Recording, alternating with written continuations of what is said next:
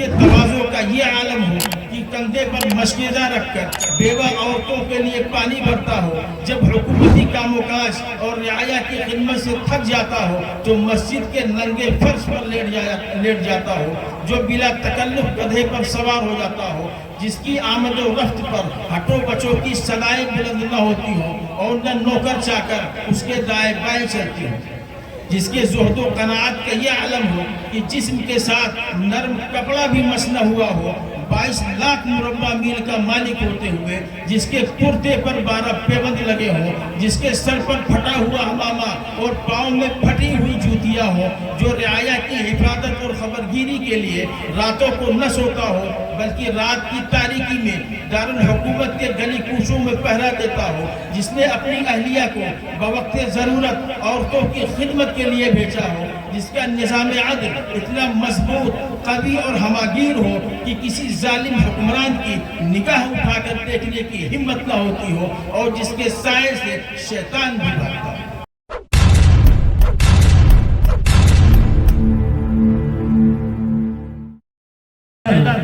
خادم کا سواری پر حضرت عمر جیسا ہم نے کوئی بادشاہ نہیں دیکھا۔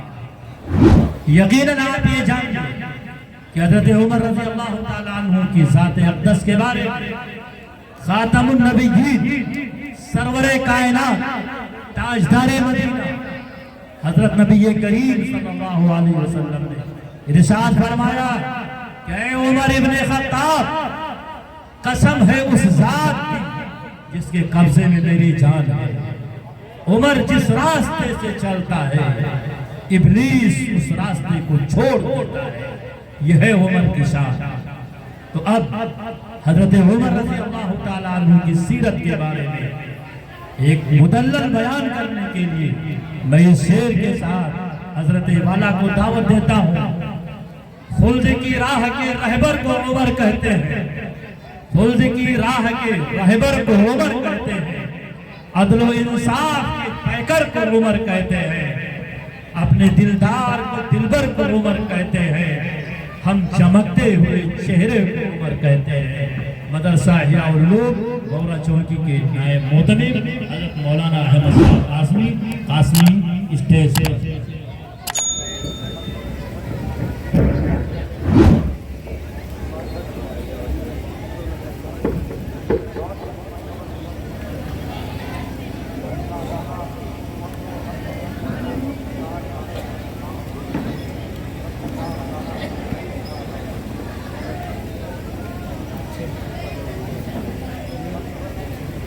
ہے عمر ابن خطاب کا یہ بیان، ہے عمر ابن خطاب کا یہ بیان، جن کے دم سے فضاؤں میں گونجی اذان، وصف ان کے میں کیسے کروں اب بیان، سوچتا ہوں کہ زمزم سے دھو لوں زبان، تذکرہ ہے عظیم ایک انسان کا، ذکر ہے فاتح مصر و ایران کا۔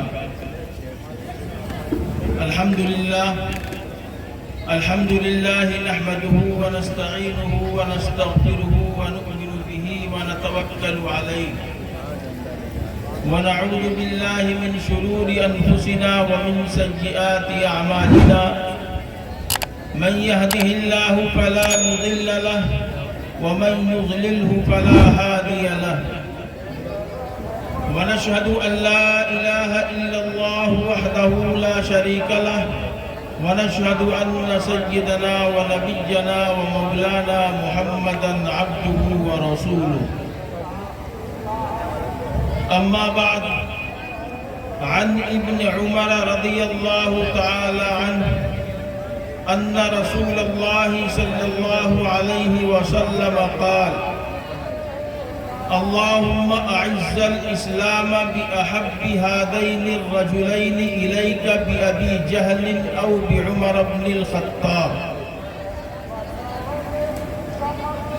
کرتے ہیں فرشتے بھی جب اکرام عمر کا، کرتے ہیں فرشتے بھی جب اکرام عمر کا، لے کیوں نہ ادب سے یہ جہاں نام عمر کا، سچ پوچھئے تو فیض رسول عربی ہے، تاریخ کو ہے یاد اگر نام عمر کا، تا حشر بھلا پائے یہ ممکن ہی نہیں ہے، تا حشر بھلا پائے یہ ممکن ہی نہیں ہے، ادنا سا ایک احسان بھی اسلام عمر کا، بل پڑتے ہیں ماتھے پہ کسی کے تو مجھے کیا، بل پڑتے ہیں ماتھے پہ کسی کے تو مجھے کیا، لینا ہے مجھے نام سر عام عمر کا۔ محترم بزرگوں اور دوستوں،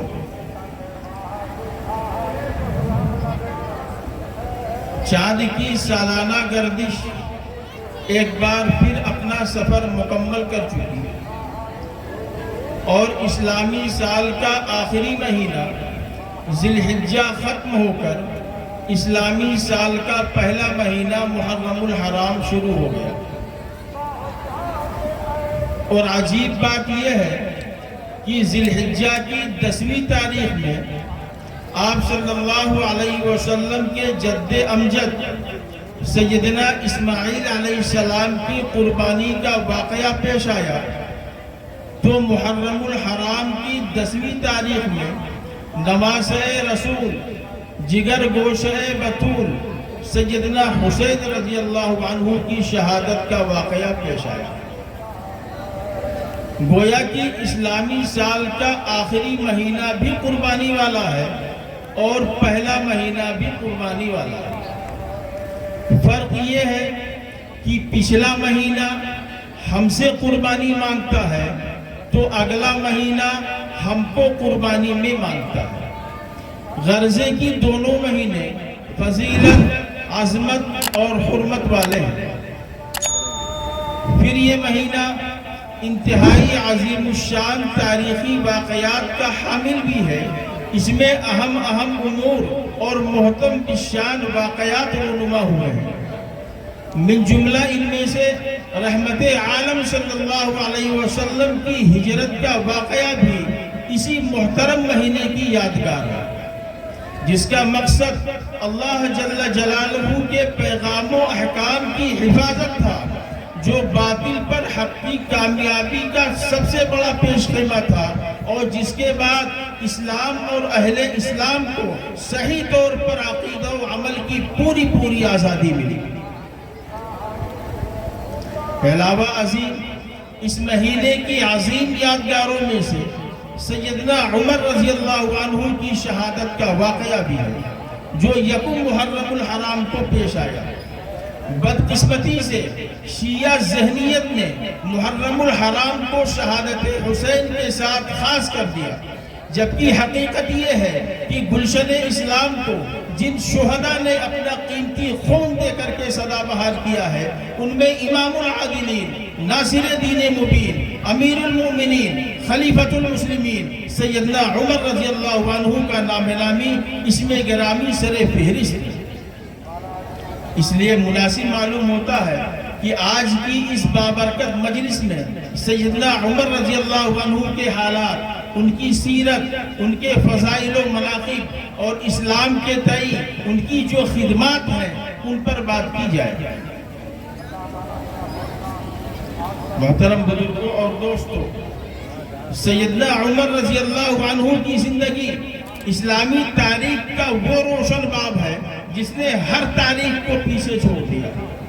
آپ نے حکومت کے انتظام و انصرام، بے مثال عدل و انصاف، عمال حکومت کی سخت نگرانی، رعایا کے حقوق کی پاسداری، اخلاص نیت و عمل، جہاد فی سبیل اللہ اور دعوت کے میدانوں میں ایسے کارہائے نمایاں انجام دیے کہ انسانی تاریخ ان کی مثال پیش کرنے سے قاصر ہے۔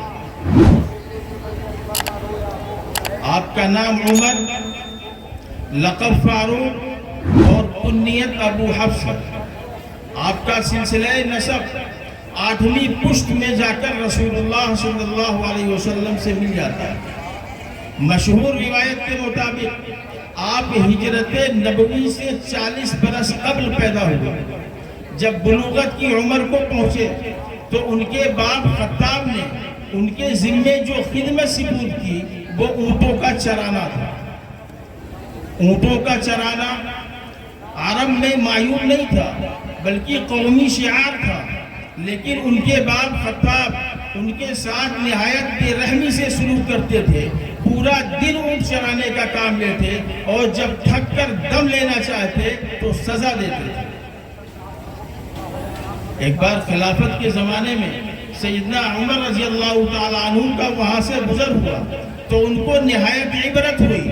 آپ دیدہ ہو کر کے فرمایا کہ اللہ اکبر، ایک وہ زمانہ تھا کہ میں نمدے کا کرتا پہن کر کے اونٹ چرایا کرتا تھا اور جب تھک کر بیٹھ گیا تھا تو باپ کی مار پڑتی تھی، اور آج یہ دن ہے کہ اللہ کے سوا میرے اوپر کوئی حاکم نہیں۔ شباب کا آغاز ہوا تو عرب کے ان شریفانہ کاموں میں مشغول ہوئے جو اس وقت شرفائے عرب کے یہاں رائج تھے۔ عرب میں اس وقت 3 چیزوں کی تعلیم دی جاتی تھی: نسب دانی، سپہ گیری، پہلوانی اور مقدری۔ نسب دانی کا فن تو ان کے خاندان میں موروثی چلا آ رہا تھا۔ جاہز نے لکھا ہے کہ حضرت عمر اور ان کے باپ دادا تینوں بڑے نصاب تھے۔ پہلوانی اور کشتی کے فن میں بھی کمال حاصل تھا، یہاں تک کہ عکاظ کے دنگل میں مارکے کی کشتیاں لڑا کرتے تھے۔ اور قوت تقریر کے متعلق مورخین نے بالاتفاق لکھا ہے کہ اسلام لانے سے قبل قریش نے انہیں سفارت کا منصب عطا کیا تھا، اور یہ منصب صرف اس شخص کو مل سکتا تھا جو قوت تقریر اور معاملہ فہمی کے اندر کمال رکھتا ہوا۔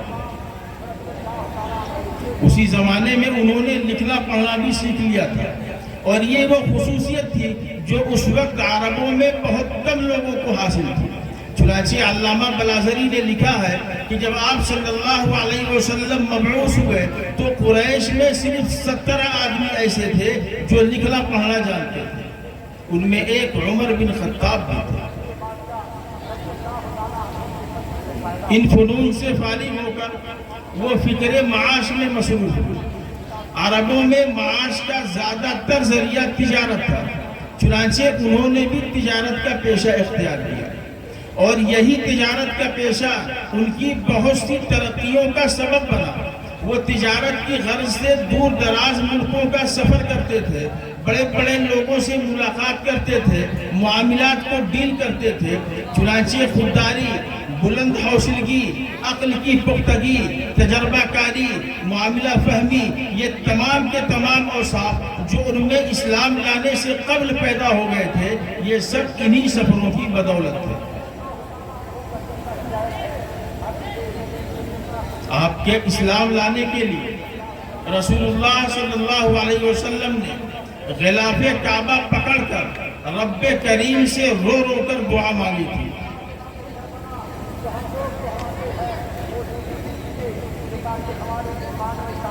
کہ اے اللہ، عمر بن خطاب یا ابو جہل کے ذریعے اسلام کو عزت اور طاقت عطا فرما۔ اللہم اعز الاسلام بأحب هذين الرجلين إليك بأبي جہل او بعمر بن الخطاب۔ حضرت عبداللہ ابن عمر کی روایت ہے، وہ فرماتے ہیں کہ نبی کریم صلی اللہ علیہ وسلم نے دعا فرمائی کہ اے اللہ، ابو جہل یعنی عامر بن ہشام یا عمر بن خطاب، ان دونوں میں سے اپنے ایک پسندیدہ بندے کے ذریعے اسلام کو غلبہ اور قوت عطا فرما۔ آقا کی مانگی ہوئی یہ دعا عمر بن خطاب کے حق میں قبول ہوئی، اور اللہ نے انہیں ایمان کی دولت سے نوازا۔ حالانکہ آقا نے مانگا ابو جہل کو بھی تھا، آقا نے مانگا ابو جہل کو بھی تھا، لیکن ابو جہل کے حق میں دعا قبول نہیں ہوئی۔ کیوں؟ اس لیے کہ اللہ نے کہا کہ جب میں نے دونوں کے دلوں کو دیکھا کہ یہ کیوں نہیں مانتا، وہ کیوں نہیں مانتا، عمر کیوں نہیں مانتا، عمر کیوں نہیں مانتا، جب میں نے دونوں کے دلوں کو دیکھا تو مجھے نظر آیا کہ عمر لا علم ہے، لا علم کی وجہ سے نہیں مانتا، اس کے پاس علم نہیں ہے اس لیے نہیں مانتا، اس کے پاس خدا کا پیغام نہیں پہنچا اس لیے نہیں مانتا، اس کے پاس دین کی دعوت نہیں پہنچی اس لیے نہیں مانتا، اس کے پاس خدائے وحدہ لا شریک کا توحیدی پیغام نہیں پہنچا اس لیے نہیں مانتا۔ اور عمر یعنی ابو جہل وہ ضدی ہے، ضد کی وجہ سے نہیں مانتا، ہٹ دھرم ہے، ہٹ دھرمی کی وجہ سے نہیں مانتا، حالانکہ اس کے سامنے حق کا پیغام پہنچ گیا، پر ضدی ہے، نہیں مانتا۔ اس کے سامنے دین کی دعوت پہنچ گئی، ضدی ہے، نہیں مانتا۔ اس کے سامنے گوہ نے کلمہ پڑھا، ضدی ہے، نہیں مانتا۔ اس کی مٹھی میں کنکریوں نے کلمہ پڑھا، ضدی ہے، نہیں مانتا۔ اس کے سامنے چاند کو ٹکڑے ہو کر قدموں میں آیا، ضدی ہے، نہیں مانتا۔ اللہ نے کہا کہ جس کے سینے میں ضد ہے اس کا کوئی علاج نہیں، اسے الگ کر کے میں جہنم کا ایندھن بناؤں گا، اور جو لا علم ہے، لا علمی کی وجہ سے نہیں مانتا، اسے علم عطا کر کے محمد کے قدموں میں ڈال کر کے اسلام کا حکمراں بناؤں گا۔ اللہم اعز الاسلام باحب هذین الرجلین الیک۔ تو عمر کو رسول نے خدا سے مانگا ہے۔ حضرت عمر حضور کا انتخاب ہے، حضرت عمر مراد پیغمبر ہے، حضرت عمر محبوب خدا ہے، حضرت عمر رب کی عطا ہے۔ تمام کے تمام صحابہ بن مانگے آئے ہیں، خود بخود آئے ہیں۔ صدیق اکبر خود آئے، علی مرتضی خود آئے، عثمان غنی خود آئے، طلحہ اور زبیر خود آئے، سعد بن ابی وقاص خود آئے، اور فاروق اعظم حضور کی بارگاہ میں بن مانگے نہیں آئے ہیں بلکہ مانگے ہوئے آئے ہیں۔ اور جب آئے ہیں تو سر جھکا کر کے بزبان حال یوں کہا، مجھے تیری قسم ہے رونق بزم، مجھے تیری قسم ہے رونق بزم، میں خود آیا نہیں لایا گیا ہوں۔ حضرت عمر رضی اللہ عنہ کے ایمان لانے نے اسلام کی تاریخ میں نیا دور پیدا کر دیا۔ اس وقت تک 40 سے 50 لوگ ایمان لا چکے تھے۔ عرب کے مشہور بہادر اور جنگجو حضرت حمزہ رضی اللہ عنہ ایمان لا چکے تھے، تاہم اپنے مذہبی فرائض اعلانیہ ادا نہیں کر سکتے تھے، اور کعبہ میں نماز پڑھنا تو بالکل ناممکن تھا۔ حضرت عمر کے ایمان لانے سے دفعتاً یہ حالت بدل گئی۔ جب انہوں نے اپنا ایمان ظاہر کیا تو کافروں نے اول ان پر خوب سختی کی، لیکن وہ برابر ثابت قدمی کے ساتھ مقابلہ کرتے رہے، یہاں تک کہ کعبہ میں جا کر کے نماز ادا کی۔ ابن ہشام نے عبداللہ ابن مسعود کی زبانی اس واقعے کو یوں نقل کیا ہے، فلما اسلم عمر قاتل قریشا حتى صلى عند الكعبة وصلينا معه۔ جب حضرت عمر اسلام لائے تو قریش سے لڑے، یہاں تک کہ کعبہ میں جا کر نماز ادا کی، اور ان کے ساتھ ہم نے بھی نماز ادا کی۔ اہل قریش ایک مدت تک آپ صلی اللہ علیہ وسلم کے دعوے نبوت کو بے پرواہی سے دیکھتے رہے، لیکن اسلام جس قدر بڑھتا جاتا تھا ان کی بے پرواہی ناراضگی اور غصے سے بدلتی جاتی تھی، یہاں تک کہ جب ایک کثیر تعداد اسلام کے حلقے میں آ گئی تو قریش نے پوری طاقت اور قوت کے ساتھ اسلام کو مٹانا چاہا۔ حضرت ابو طالب کی زندگی تک تو وہ اعلانیہ کچھ نہیں کر سکے، لیکن ابو طالب کی وفات کے بعد کفار ہر طرف سے اٹھ کھڑے ہوئے، اور جس مسلمان پر قابو ملا اس طرح ستانا شروع کیا کہ اگر اسلام کے جوش اور وارفتگی کا اثر نہ ہوتا تو ایک شخص بھی اسلام پر ثابت قدم نہیں رہ سکتا۔ یہ حالت 5-6 برس تک رہی، اور یہ زمانہ اس قدر سختی سے گزرا کہ جس کی تفصیل ایک دردناک داستان ہے۔ اسی اثنا میں مدینہ منورہ کے ایک معزز گروہ نے اسلام قبول کر لیا، اس لیے آپ صلی اللہ علیہ وسلم نے حکم دیا کہ جن لوگوں کو کفار کے ظلم و ستم سے نجات نہیں مل سکتی وہ مدینہ کی طرف ہجرت کر جائے۔ چنانچہ سب سے پہلے حضرت ابو سلمہ، عبداللہ ابن اشہل، حضرت بلال اور عمار ابن یاسر نے ہجرت کی۔ ان کے بعد حضرت عمر نے مدینے کا قصد کیا۔ حضرت عمر کی شان نرالی تھی، وہ اعلانیہ 20 مسلمانوں کو ساتھ لے کر نکلے۔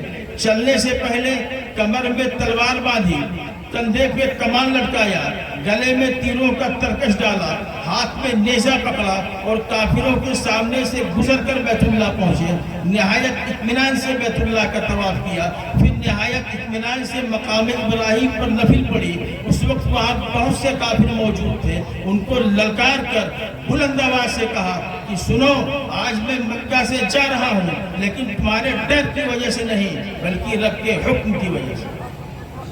میرے ساتھ میرے داماد، میرے بہنوئی اور بہت سے دوسرے مسلمان ہیں، جس کو اپنی ماں کو نوحہ کرانا ہو، اپنی ماں کو بین کرانا ہو، اپنے بیٹے کو یتیم کرانا ہو، اپنی بیوی کو بیوہ بنانا ہو، وہ مکہ سے باہر نکل کر کے مقابلہ کرے۔ تاریخ بتاتی ہے کہ وہاں ابو جہل بھی موجود تھا، ابو لہب بھی موجود تھا، عتبہ بھی موجود تھا، شیبہ بھی موجود تھا، اور بڑے بڑے گرو گھنٹال موجود تھے، لیکن کسی کو جرأت نہیں ہوئی کہ ان کو روک سکے یا باہر نکل کر کے مقابلہ کر سکے۔ یہ ہے حضرت عمر کہ جن کے ایمان لانے سے اللہ نے اسلام اور مسلمانوں کو عزت، طاقت اور قوت عطا فرمائی۔ حضرت عمر اللہ تعالیٰ کے محبوب اور پسندیدہ ہیں۔ حضرت عمر مراد مصطفیٰ ہیں۔ حضرت عمر وہ ہستی ہیں کہ جن کے ایمان لانے پر آسمانوں میں فرشتوں نے خوشیاں منائی ہیں۔ ابن عباس رضی اللہ عنہ کی روایت ہے، وہ فرماتے ہیں لما اسلم عمر نزل جبرائیل فقال یا محمد لقد استبشر اہل السماء باسلام عمر۔ اے محمد صلی اللہ علیہ وسلم، اہل آسمان نے حضرت عمر کے ایمان لانے پر خوشی منائی۔ سیدنا فاروق اعظم رضی اللہ عنہ ایک مثالی حکمراں اور بلند پایہ منتظم ہونے کے ساتھ ساتھ مجسم تقویٰ تھے۔ آپ کی ساری زندگی اللہ اور اس کے رسول صلی اللہ علیہ وسلم کی اطاعت و فرمانبرداری، ایثار و قربانی اور اسلام کی ترویج و اشاعت میں گزری۔ رسول اللہ صلی اللہ علیہ وسلم کی وفات کے بعد سب سے اہم مسئلہ خلیفہ کے انتخاب کا تھا۔ مسلمانوں کی اتنی بڑی سلطنت کو بغیر خلیفہ کے چھوڑ دینا مناسب نہیں تھا۔ خلافت کے لیے سب لوگ جمع ہو رہے تھے اور ہر قبیلے نے اپنا خلیفہ چن رکھا تھا، اور یہ معلوم ہو رہا تھا کہ خلافت کے مسئلے کو لے کر مسلمانوں کے درمیان خون خرابہ ہو جائے گا۔ حضرت عمر رضی اللہ عنہ نے کمال حکمت عملی سے سیدنا ابو بکر صدیق رضی اللہ عنہ کو اپنے ساتھ لے کر وہاں پہنچے اور کمال حکمت عملی اور ذہانت سے ان کے ہاتھ پر بیعت کر دی، جس نے امت کو ایک بڑے فتنے سے بچا لیا۔ آپ ہر وقت خلیفہ اول حضرت ابو بکر صدیق کے ساتھ رہے اور ہر فتنے میں بھرپور ان کی مدد کی۔ زکوٰۃ کا مسئلہ ہو یا مسلمہ کذاب کے خلاف جنگ کا، آپ نے اپنی بھرپور صلاحیتوں کا استعمال اسلام کے لیے۔ مسلمہ کذاب کے خلاف جنگ کے دوران جب بہت سے حفاظ کرام شہید ہو گئے تو اس پر حضرت عمر رضی اللہ عنہ نے قرآن کریم جمع کرنے کا مشورہ دیا۔ سیدنا ابو بکر صدیق رضی اللہ عنہ نے آپ کی رائے سے اتفاق کرتے ہوئے کاتب وحی سیدنا زید بن ثابت اور ان کے رفقا کو قرآن کریم جمع کرنے کا حکم دیا۔ سیدنا فاروق اعظم رضی اللہ عنہ نے جب خلافت کا منصب سنبھالا تو اسلامی حکومت بڑی حد تک مضبوط تھی۔ مسلمانوں کی فوج دو بڑی طاقتوں کے ساتھ برسر پیکار تھی۔ چنانچہ ان کے دور میں عراق، ایران، ترکستان، سیستان، افغانستان اور مکران تک، دوسری طرف شام، مصر، آرمینیا اور لیبیا تک اسلامی حکومت کی سرحد پھیل گئی۔ مسلمان جہاں جہاں بھی گئے عدل و انصاف قائم کیا اور وہاں کی رعایا کو اسلامی فتوحات پر بڑی خوشی ہوئی، کیونکہ انہیں اپنے ظالم و جابر بادشاہوں کے ظلم و ستم سے نجات مل گئی اور انہوں نے اسلام کے بیلاق نظام عدل کے زیر سایہ امن و راحت کے ساتھ زندگی بسر کی۔ یوں صدیوں تک ان علاقے کے لوگوں کو بغاوت کا خیال تک نہیں آیا۔ دنیا میں ایک سے بڑھ کر کے ایک حکمراں آئے، لیکن کیا آپ نے کسی ایسے حکمراں کا نام سنا ہے کہ جس کے خوف سے وقت کا سپر پاور بھی کانپتا ہو، لیکن خود اس کا حال یہ ہو کہ خوف خدا سے اس کا دل ہر لمحہ لرزہ رہتا ہو، جس کے تواضع کا یہ عالم ہو کہ کندھے پر مشکیزہ رکھ کر بیوہ عورتوں کے لیے پانی بھرتا ہو، جب حکومتی کام و کاج اور رعایا کی خدمت سے تھک جاتا ہو تو مسجد کے ننگے فرش پر لیٹ جاتا ہو، جو بلا تکلف گدھے پر سوار ہو جاتا ہو، جس کی آمد و رفت پر ہٹو بچوں کی صدائیں بلند نہ ہوتی ہوں اور نہ نوکر چاکر اس کے دائیں بائیں چلتی ہوں، جس کے زہد و قناعت کا یہ علم ہو کہ جسم کے ساتھ نرم کپڑا بھی مس نہ ہوا ہو، 22 لاکھ مربع میل کا مالک ہوتے ہوئے جس کے کرتے پر 12 پیبند لگے ہوں، جس کے سر پر پھٹا ہوا امامہ اور پاؤں میں پھٹی ہوئی جوتیاں ہوں، جو رعایا کی حفاظت اور خبرگیری کے لیے راتوں کو نہ سوتا ہو بلکہ رات کی تاریکی میں دارالحکومت کے گلی کوچوں میں پہرا دیتا ہو، جس نے اپنی اہلیہ کو بوقت ضرورت عورتوں کی خدمت کے لیے بھیجا ہو، جس کا نظام عدل اتنا مضبوط، قوی اور ہماگیر ہو کہ کسی ظالم حکمران کی نگاہ اٹھا کر دیکھنے کی ہمت نہ ہوتی ہو، اور جس کے سائے سے شیطان بھی بھاگتا ہے۔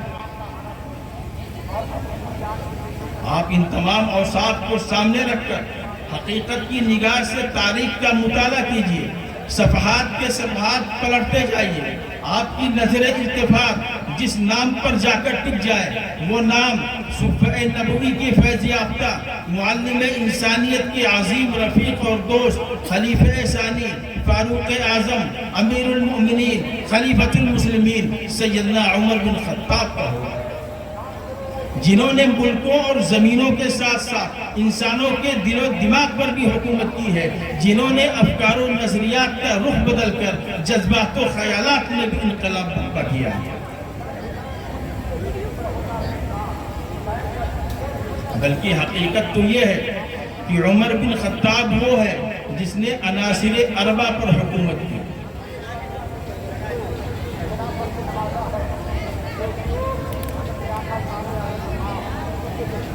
عمر بن خطاب وہ ہے جس نے عناصر اربع پر حکومت کی،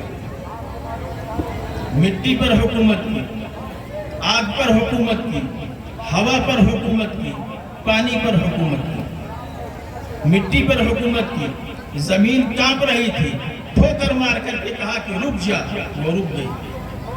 ہوا پر حکومت کی، منبر پر بیٹھ کر خطبہ دے رہے ہیں، ہزاروں میل کے فاصلے پر جہاد ہو رہا ہے، مومن اور مشرک گتھم گتھا ہے، ایک دوسرے کی گردنیں مار رہے ہیں، کفار کا لشکر مسلمانوں کو گھیرے میں لینے کی کوشش کر رہا ہے، وہاں سے اللہ نے دکھایا اور یہاں منبر پر بیٹھ کر ہوا کو پیغام دے رہے ہیں، یا ساریہ الجبل، ہوا پیغام لے کر کے جا رہے ہیں۔ آگ پر حکومت کی، آپ کو بتایا گیا کہ مدینہ کی وادی میں آگ لگی ہے، کہا یہ رومال لے جاؤ اور آگ سے کہو کہ عمر نے بھیجا ہے، آگ فوراً بجھ گئی۔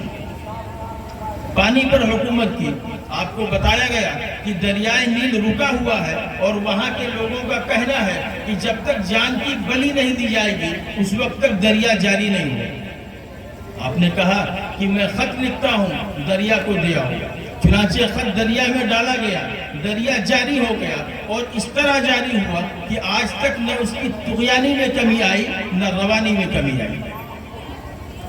عناصر اربع پر حکومت کی، عمر وہ ہے جو اٹھے زیست کا عنوان بنے، ہجرت کرے جرات کا اعلان کرے، مشورہ دے رب کی زبان بنے۔ رسول اللہ نے مانگا خدا سے، رسول اللہ نے مانگا خدا سے، بیاں ہو فضل کیا حضرت عمر کا، دماغ و دل معطر اس کے دب سے، نفس نغمہ سرا حضرت عمر کا، کیا شامل کتاب اللہ میں بھی خدا نے مشورہ حضرت عمر کا، جہاں شیطان سایہ زن ہوا ہو وہاں نعرہ لگا حضرت عمر کا، امیری نے فقیری کی ہے اس کی جسے صدقہ ملا حضرت عمر کا۔ حضرت عمر رضی اللہ عنہ اپنے دور خلافت میں عراق فتح کیا، ایران فتح کیا، مصر فتح کیا، شام فتح کیا، آذربائیجان فتح کیا اور ان علاقوں کو بھی فتح کیا جس کی ایک مدت سے بنی اسرائیل خواب دیکھا کرتے ہیں۔ ایک بار حضرت موسیٰ علیہ السلام طور پہاڑ پر اللہ تعالیٰ سے ملاقات کے لیے تشریف لے گئے۔ اللہ تعالیٰ نے کہا کہ موسیٰ، یہ جو فلاں فلاں علاقے ہیں، یہ دائیں جانب کا علاقہ، یہ بائیں جانب کا علاقہ، یہ آگے کا علاقہ، یہ پیچھے کا علاقہ، ان علاقوں کی حکومت میں اپنے پیاروں کو دوں گا، ان علاقوں پر میرے پیارے حکومت کریں گے۔ موسیٰ علیہ السلام جب واپس آئے تو آ کر کے اپنی قوم سے کہا کہ آج اللہ نے مجھے یہ بھی بتایا ہے کہ میں ان فلاں فلاں علاقوں کی حکومت اپنے پیاروں کو دوں۔ قوم کہنے لگی کہ موسیٰ اب کی جب جائیے تو اللہ تعالیٰ سے کہیے کہ جن علاقوں کی حکومت اپنے پیاروں کو دینی ہے وہ ہمیں دے دیں۔ چنانچہ موسیٰ علیہ السلام جب دوبارہ طور پر تشریف لے گئے تو جا کر کے عرض کیا کہ یا اللہ میری قوم کہہ رہی ہے کہ جن علاقوں کی حکومت آپ اپنے پیاروں کو دیں گے وہ مجھے دے، وہ ہمیں دے دیں۔ اللہ تعالیٰ نے کہا کہ انہیں دے دوں، انہیں دے دوں کہ جن کو میں نے قوم عمالقہ سے جہاد کا حکم دیا تو کہتے ہیں اذهب انت وربك فقاتلا انا هاهنا قاعدون، کہ تم اور تمہارے رب جا کر کے لڑو، ہم یہاں بیٹھے تماشا دیکھ رہے ہیں۔ انہیں دے دوں کہ جن کے لیے میں نے آسمان سے من و سلوہ اتارا تو کہتے ہیں اللہ سے پیاز بھی مانگ، لہسن بھی مانگ، ادرک بھی مانگ، ٹماٹر بھی مانگ، مسالے بھی مانگ، دال بھی مانگ۔ ارے انہیں کیوں نہ دوں کہ جن کے پیٹ پر پتھر بدے ہوں گے اور سجدوں میں سبحان ربی الاعلیٰ کی صدائیں ہوں گے۔ ان علاقوں کی حکومت ملی ہے حضرت عمر کو۔ اب اللہ نے فرمایا کہ دوں گا کنہیں؟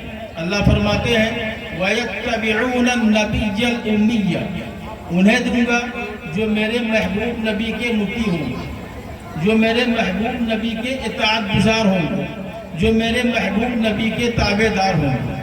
ملی ہے حکومت عمر کو، ایک بات تو واضح ہو گئی قرآن کی نص اور صراحت سے کہ عمر اطاعت رسول والا ہے۔ تو مجھے کہنے دیجئے کہ عمر کا ہر عمل اتباع نبی ہے، عمر کا ہر قول اتباع نبی ہے، عمر کا ہر فعل اتباع نبی ہے، عمر کی ہر رائے اتباع نبی ہے، عمر کا ہر مشورہ اتباع نبی ہے، عمر کا ہر قدم اتباع نبی ہے۔ عمر 3 طلاق کو 3 کہے اتباع نبی ہے، عمر 20 رکعت تراویح کا حکم دے اتباع نبی ہے۔ کہتے ہیں جی بدعت ہے، بدعت عمری ہے، 20 رکعت تراویح کو کہتے ہیں بدعت ہے، بدعت عمری ہے۔ ارے تمہیں معلوم بھی ہے کہ بدعت کہاں ہوتی ہے؟ سنو، بدعت وہاں ہوتی ہے جہاں شیطان کا عمل دخل ہوتا ہے، اور جہاں سے شیطان بھاگتا ہو وہاں بدعت کا کیا کام، وہ تو سنت ہوگی۔ اور تمہیں معلوم بھی ہے کہ حضرت عمر کا مقام و مرتبہ کیا ہے؟ عمر بن خطاب کون ہے؟ سنو، رسول اللہ نے جن کے ایمان لانے کی دعا مانگی اور اللہ نے جن کے حق میں دعا قبول کی وہ عمر بن خطاب ہے۔ جن کے ایمان لانے پر آسمانوں میں خوشیاں منائی گئی وہ عمر بن خطاب ہیں۔ جن کے ایمان لانے سے اسلام اور مسلمانوں کو عزت ملی وہ عمر بن خطاب ہیں۔ جن کی رائے کی موافقت میں قرآن کی 17 آیتیں نازل ہوئی وہ عمر بن خطاب ہے۔ سب سے پہلے جس نے کعبے کا دروازہ کھولا عمر بن خطاب ہے۔ سب سے پہلے جس نے اعلانیہ ہجرت کی عمر بن خطاب ہے۔ جس کے نام سے کفر لرزتا تھا عمر بن خطاب ہے۔ جس کے سائے سے شیطان بھاگتا تھا عمر بن خطاب ہے۔ جس نے کلمہ حق پڑھا پھر نہیں چھپایا عمر بن خطاب ہے۔ جس کی زبان پر حق بولتا تھا عمر بن خطاب ہے۔ جس نے مکہ سے مدینہ تک اسلامی چھاونی قائم کی عمر بن خطاب ہے۔ جس نے محکمہ مال محکمہ ڈاک قائم کیا عمر بن خطاب ہے۔ جس نے 4000 مسجدیں اور 900 جامع مسجدیں بنوائی عمر بن خطاب ہے۔ جس نے پہلی دفعہ ہر مسجد میں امام اور خطیب کا تقرر کیا عمر بن خطاب ہے۔ جو حسین بن علی کی تعظیم کے لیے اٹھ کے کھڑا ہو جاتا تھا عمر بن خطاب ہے۔ جس نے حسین بن علی کو اپنے بیٹے سے بڑھ کر کے وظیفہ دیا عمر بن خطاب ہے۔ جس نے نبی کی بیٹی کا سب سے زیادہ احترام کیا عمر بن خطاب ہے۔ جس نے اپنے اور اپنے اولاد کے لیے وراثت میں ایک پائی نہیں چھوڑی عمر بن خطاب ہے۔ جو 22 لاکھ مربع میل کا مالک ہوتے ہوئے قرض کی حالت میں دنیا سے جا رہا ہے. عمر بن خطاب ہے جو اشداء علی الکفار رحماء بینہم کا حقیقی مصداق ہے. عمر بن خطاب ہے جس کے بارے میں آقا نے تاریخی جملہ کہا. آقا نے کہا عمر والدین مرے اولاد روتی ہے, اولاد مرے والدین روتے ہیں. عمر جس دن دنیا سے تو جائے گا کوئی اور نہیں, قیامت تک محمد کا اسلام روتا رہے گا.